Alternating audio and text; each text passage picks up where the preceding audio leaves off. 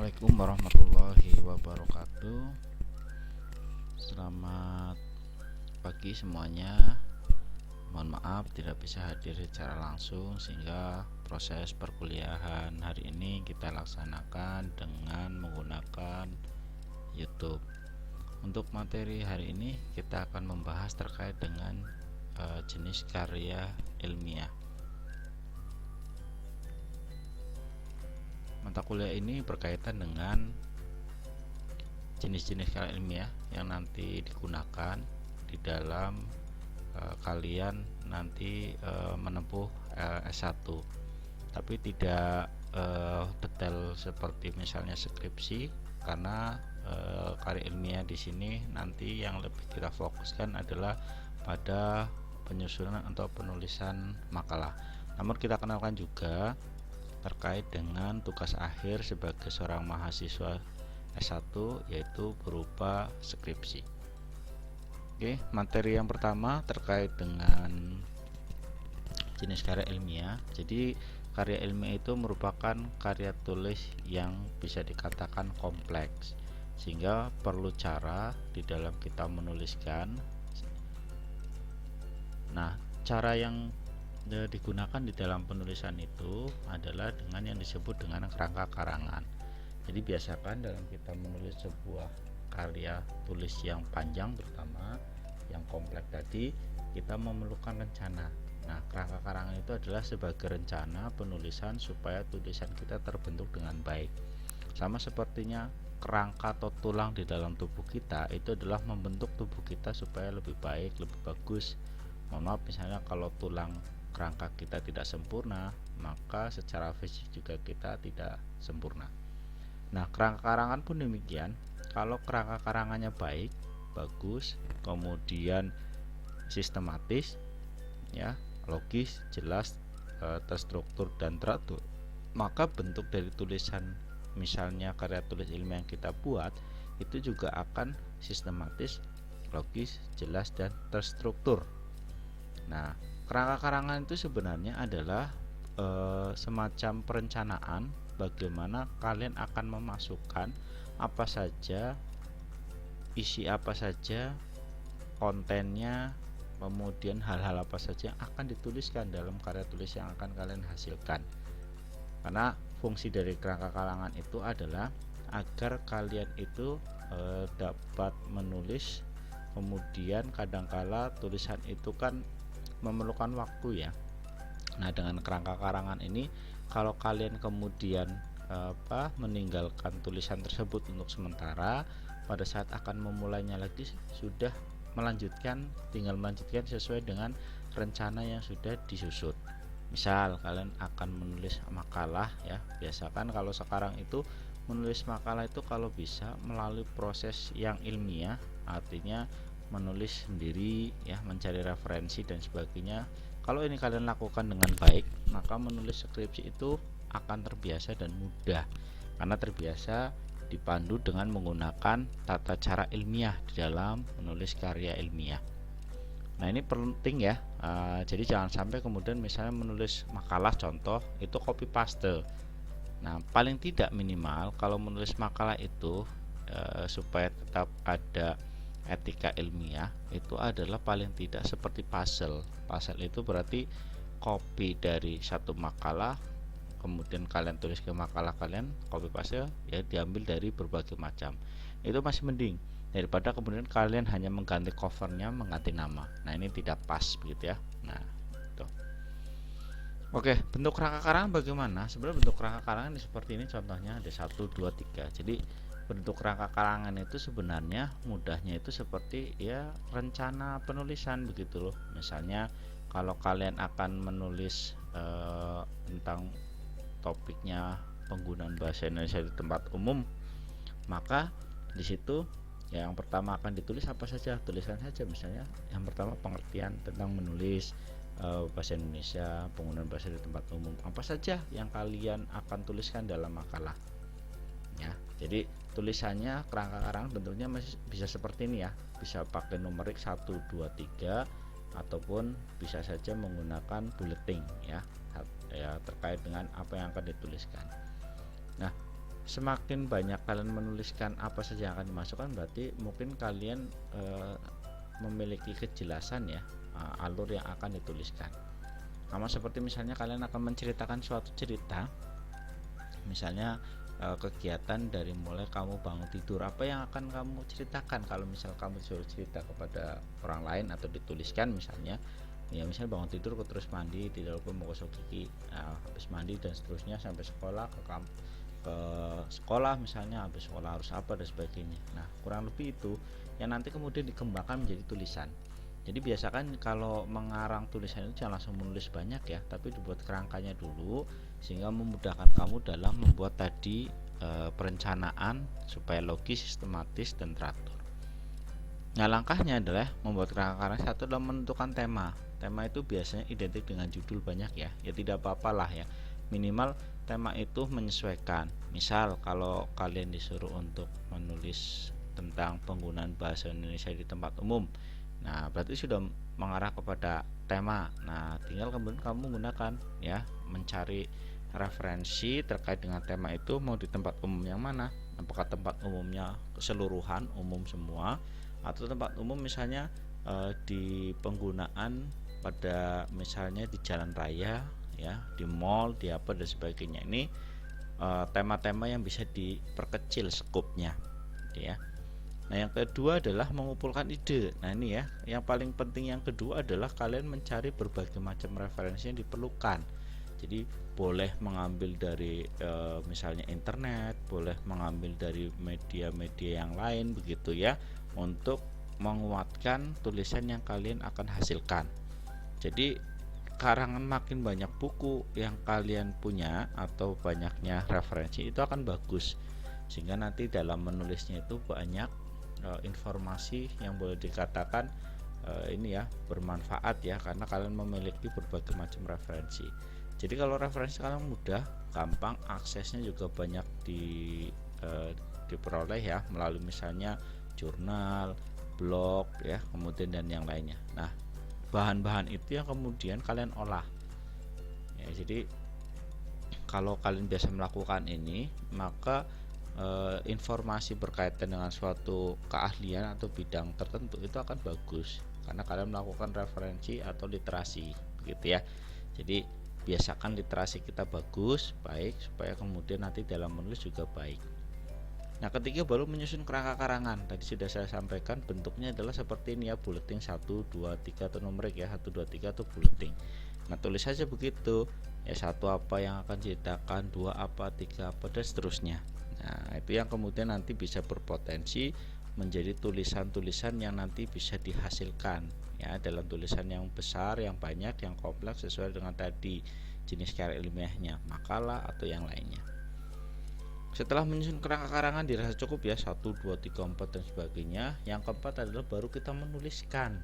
Nah ini rekan-rekan ya, jadi setelah ada kerangka karangan baru kalian mulai mengembangkan ya poin-poin 1, 2 tadi menjadi tulisan yang besar. Nah disinilah kegunaan dari bahan karangan, pemahaman kalian digunakan untuk menulis ya. Misalnya misalnya kalian menggunakan tema penggunaan bahasa Indonesia tempat umum. Nah poin pertama yang akan kamu tuliskan ya adalah penggunaan bahasa Indonesia di tempat umum. Nah di sini kamu kembangkan, bisa 10 paragraf, 15 paragraf sesuai kebutuhan ya yang kalian gunakan. Kamu terangkan apa saja di situ, baik dari referensi yang sudah kamu peroleh maupun tadi hasil pemahaman literasi yang sudah kamu dapatkan. Tulis paling banyak. Nah ini yang perlu waktu, perlu momen di sini ya menulis itu. Nah kadang tadi ya ada kalau sedang on fire, sedang baik-baiknya menulisnya bisa bagus. Nah kalau tidak on fire bagaimana? Nah tadi ya kita bisa menutup dulu, mungkin kita perlu mood ya, ada moodnya gitu ya. Nah, ternyata tidak mood kita lah nanti nulisnya. Nah tapi kalau dengan adanya kerangka karangan ya kalian tinggal melanjutkan saja ya. Setelah ini menulisnya apa? Oh saya masih menulis di bagian misalnya tadi penggunaan bahasa Indonesia tempat umum. Nah berarti tinggal lanjutkan apa saja yang mau dimasukkan di situ sampai dengan seluruh poin yang di dalam kerangka karangan selesai atau diceritakan atau dikembangkan. Baru yang kelima adalah memberi karangan judul ya. Nah, judul itu biasanya ya kalau untuk tema-tema kebahasan itu menyerupai seperti tema lah begitu, judul nggak apa-apa gitu ya. Jadi judul itu di terakhir ya kalau sebenarnya, jadi jangan misalkan judul dulu tapi konten atau isinya dulu. Nah, berarti yang terakhir adalah membaca ulang karangan. Nah, ini ya tekniknya adalah begini.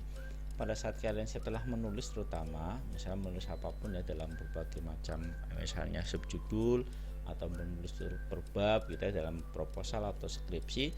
Nah, kalian mau merevisi misalnya ya kalian biarkan saja dulu ditutup, mungkin kalian 1 jam atau 2 jam kalian lupakan dulu tulisan yang tadi sudah dihasilkan, kemudian baru dibaca ulang.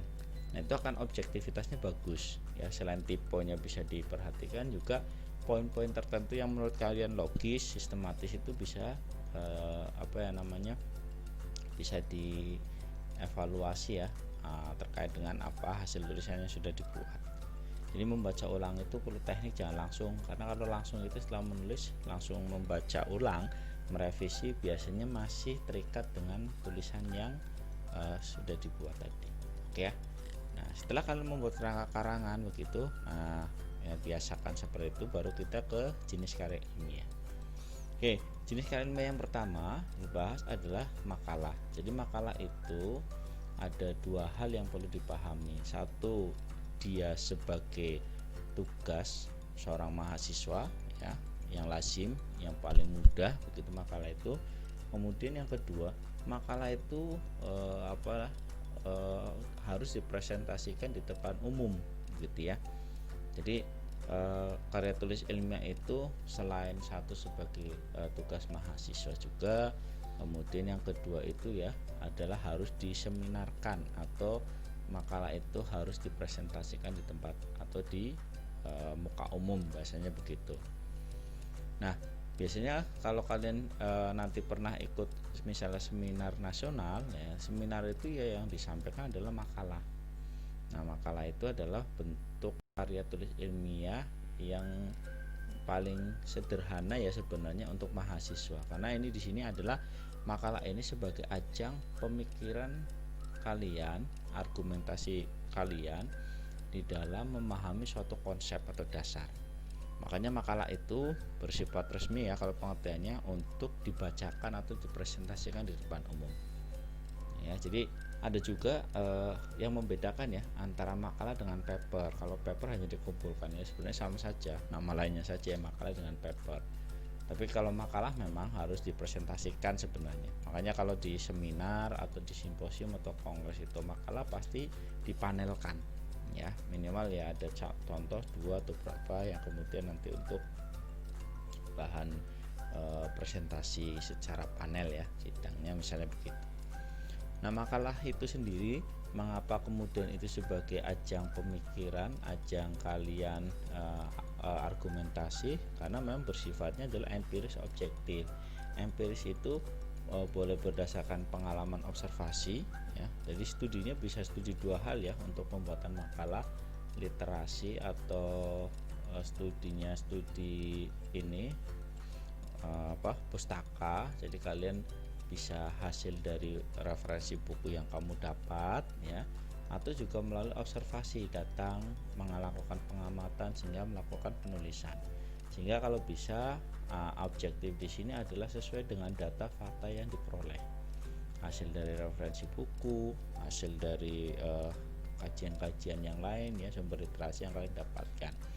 Sehingga makalah itu jangan isi dari makalah itu kontennya hanya yang tidak ada sumber referensi yang jelas, karena objektif di sini makalah ini adalah tadi ya bahan untuk kalian berargumentasi tentang pemahaman tertentu yang tentu didukung oleh ahli atau bidang dalam penulisan, misalnya jurnal ataupun buku-buku ya.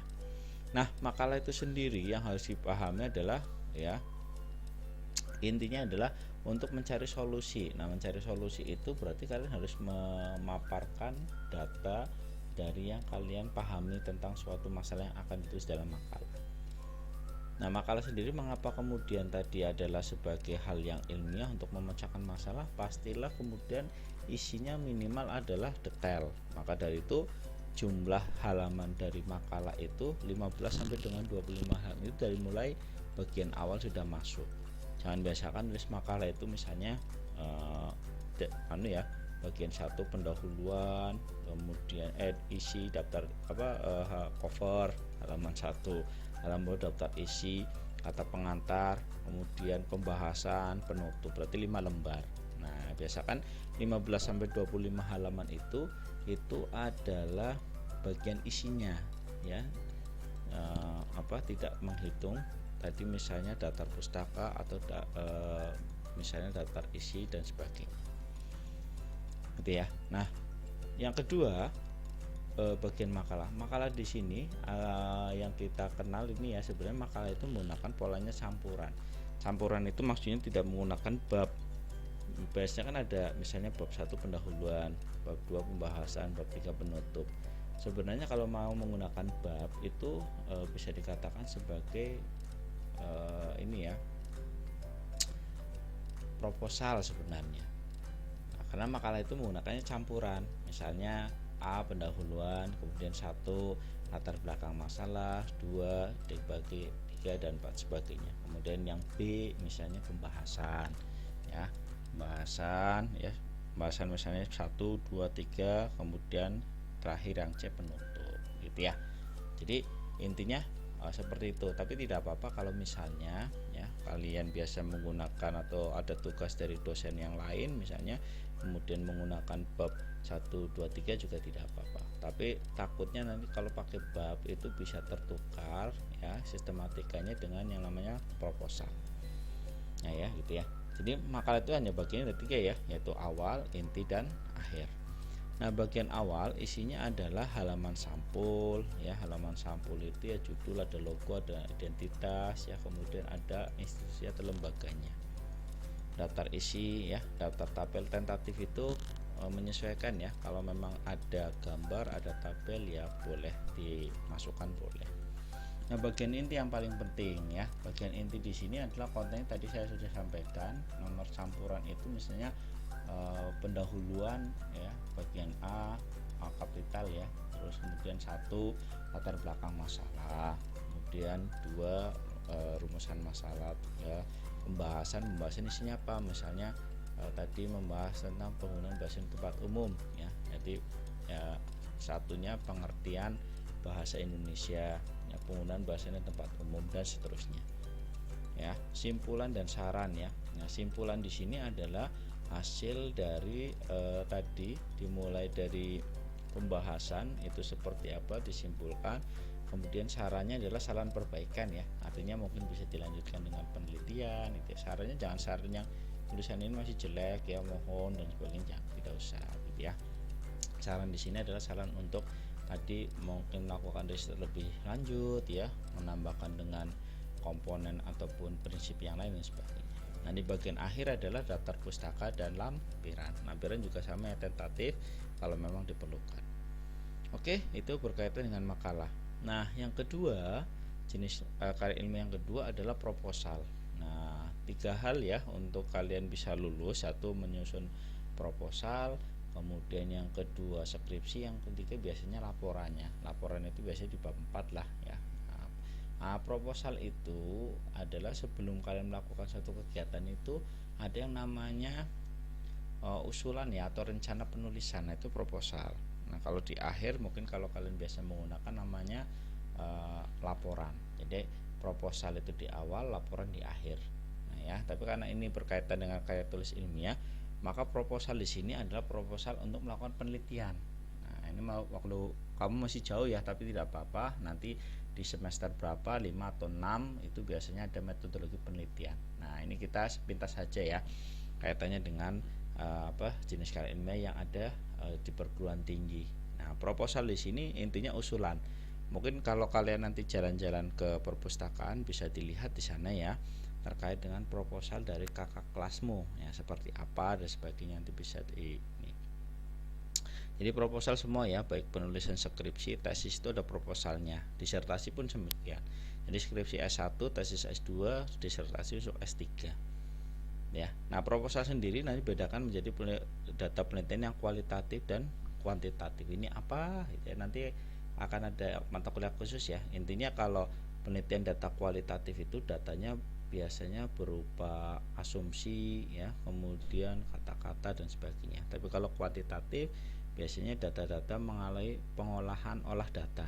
Nah, bentuknya kalau ada yang mengatakan bentuknya adalah angka-angka paling banyak di dalam itu ya. Jadi kualitatif itu terkait dengan tulisan ataupun prinsip-prinsip. Kalau kuantitatif itu berkaitan dengan pengolahan data menggunakan data statistik biasanya ya dalam perhitungannya. Nah, ini contoh saja ya, bahwa nanti sesuaikan dengan gaya selingkung ya. Gaya selingkung itu gaya yang ada di tiap-tiap fakultas ataupun prodi masing-masing di dalam sistematika penulisan, baik proposal, skripsi, itu tiap fakultas berbeda-beda. Nah, nanti kalian akan dapat sendiri ya terkait dengan buku panduan untuk itu. Ini hanya sebagai contoh saja bahwa penelitian kualitatif biasanya sistematikanya dimulai dari judul, daftar isi, pendahuluan, latar belakang masalah, perumusan masalah, tujuan penelitian, manfaat penelitian. Kurang lebih itu ya untuk di bagian tertentu. Nah, ada kemudian landasan teoritis ya, ada tinjauan pustaka. Ini subjudulnya hasil penelitian yang relevan. Hasil penelitian yang relevan itu adalah penelitian-penelitian yang sesuai ya. Nah, biasanya 5 tahun ke belakang. Nah, syukur-syukur bisa yang terbaru semua, karena ini untuk mengetahui letak posisi penelitian kalian itu di mana kalau dalam proposal itu ya. Samanya beda di mana. Kerangka berpikir ya, ini kemudian ada metodologi penelitian. Nah, ini ada waktu tempat penelitiannya di mana, bentuk strategi penelitian seperti apa, sumber datanya apa saja, tekniknya menggunakan teknik pengumpulannya seperti apa, analisis datanya seperti apa gitu ya. Yang terakhir latar pustaka. Itu untuk yang kualitatif. Kalau yang kuantitatif ya, bedanya di mana? Ya sama, judulnya sama, daftar isi, pendahuluan sama, latar belakang, tujuan, manfaat itu sama. Yang berbeda itu pada hipotesis kalau yang kuantitatif. Jadi ada asumsi kuantitatif itu terkait dengan yang dilakukan pasti nanti memiliki efek. Nah, efeknya berapa persen, efeknya berapa lama dan sebagainya itu nanti di dalam hipotesis. Hipotesis itu dugaan ya. Nah, jadi kalau misalnya ada cowok ganteng punya mobil ya, kemudian misalnya kaya begitu ya. Nah, biasanya harusnya cepat punya pacar ya, hipotesisnya begitu. Tapi ada juga yang mungkin susah kan begitu. Nah, itu mungkin dihitung mengapa terjadinya seperti itu. Nah ya, jadi asumsinya kan seperti itu ya. Nah, ada metode penelitian, bedanya juga di metodologi penelitian. Kalau kuantitatif itu ada yang namanya populasi dan sampel. Kalau yang kualitatif tidak ada. Gitu ya, daftar pustaka dan sebagainya. Sama. Yang terakhir, yang ketiga adalah skripsi. Ini yang nanti kalian akan gunakan sebagai jenjang S1-nya kalian ya, untuk mencapai gelar itu sarjana. Maka di skripsi ini ya nanti juga kalian dapat ya, mulai semester 7 lah kalian nanti sudah mulai ujian proposal dan sebagainya. Nah, kita sepintas saja ya skripsi itu. Nah, skripsi itu bagaimana sih? Ya, skripsi itu ya isinya begini, ada pendahuluan ya, halaman judul. Nah, ini di situ ada berbagai macam ya halaman. Nanti kalian bisa lihat di contoh kakak kelas kalian sebagai salah satu ya, bisa ada judulnya seperti apa, logo universitas, skripsi itu sudah ada, termasuk di buku panduan ada nanti. Ini di halaman persetujuan ya, ini persetujuan itu walaupun skripsi itu di awal itu ada bagian halaman persetujuan, tapi biasanya terakhir ya sebelum ujian itu minta tanda tangan semua. Ini persetujuan itu pembimbing 1, pembimbing 2 sudah tanda tangan. Halaman pengesahan berarti sudah melakukan pengujian. Nah, biasanya direvisi tuh ya. Nanti ada penguji 1, penguji 2 dan seterusnya. Ada dekanat, ada apa. Nah, di halaman pernyataan ini adalah bahwa tulisan yang kalian hasilkan itu adalah benar-benar originalitas kalian, bukan berdasarkan plagiarisme, bukan berdasarkan pada misalnya hasil kalian dituliskan, dibuatkan dan sebagainya. Makanya di sini halaman pernyataan biasanya ada materainya ya. Nah, sehingga itu ya, kalau kalian kemudian suatu saat ya menggunakan skripsi orang lain diganti namanya saja ternyata ketahuan, nah ini sekarang itu bisa diklaim, ya klaim ke belakang.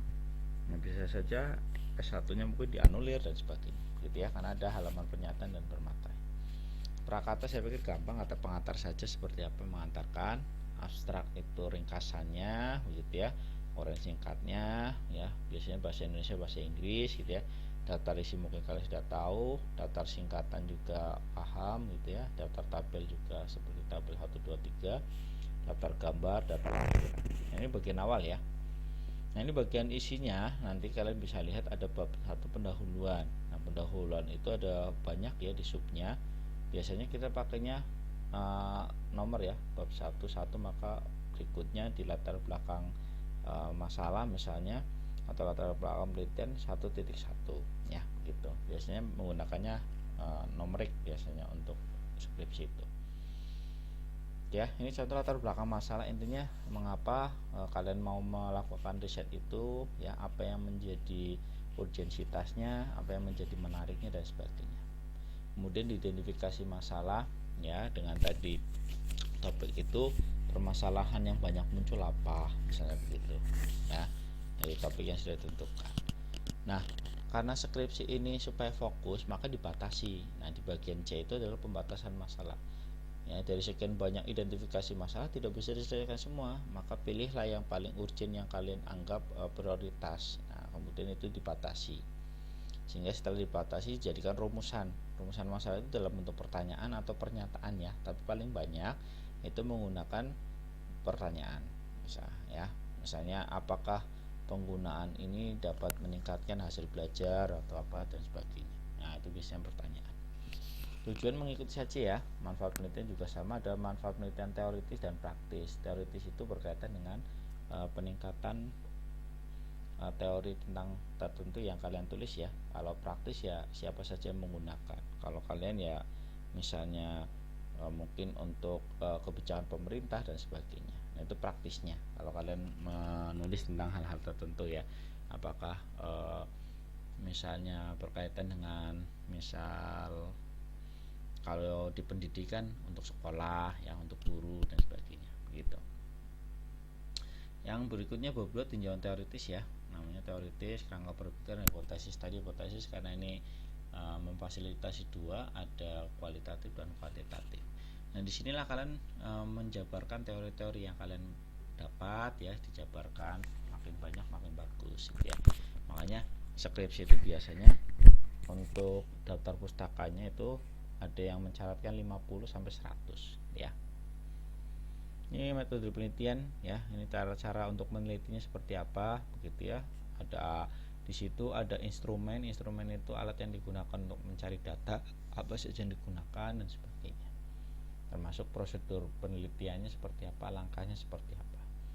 Nah, ini di bagian yang keempat adalah hasil penelitian ya dan pembahasan. Nah, ini sekarang dibahas di bagian ini ya, laporannya, hasil dari dapat datanya seperti apa, kemudian hasil analisisnya seperti apa. Silahkan dipaparkan di bab terakhir penutup ya. Nah, penutup itu biasanya ada saran dan simpulan dan saran, biasanya begitu saja ya. Jadi simpulan itu isinya rangkuman ya, kemudian saran penelitian ini jangan menyalahkan diri sendiri ya, tulisan kurang bagus mohon masukan, bukan. Saran di sini adalah saran pengembangan ya, penelitian lebih lanjut dan sebagainya, gitu.